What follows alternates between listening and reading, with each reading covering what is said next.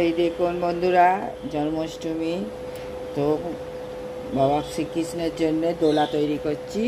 এই দেখুন ডেকোরেশন করছি। এই দেখুন কিরম করে সব জিনিস, এখানে সব মেটেরিয়াল রয়েছে। এখানে গোলাপ ফুল করেছি কাপড় দিয়ে, ওইগুলো লাগাবো। এখানে লাগিয়ে দিয়েছি আগেই, এখানে লাগিয়েছি, এখানে লাগাবো। চলুন দেখাচ্ছি আরো।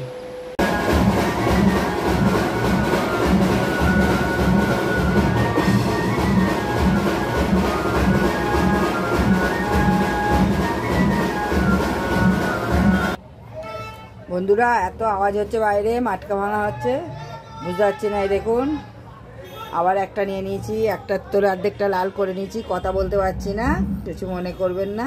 এই দেখুন আর একটা কালার করবো, আগে লাল কালারটা করে নিই। এই দেখুন কিরম করেছি, ভালো লাগলে কমেন্ট করবে।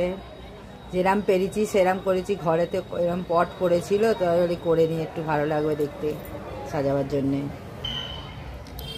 কেমন হয়েছে সাজানোটা বন্ধুরা বলবেন, কেমন আমার লাড্ডু গোপালকে লাগছে।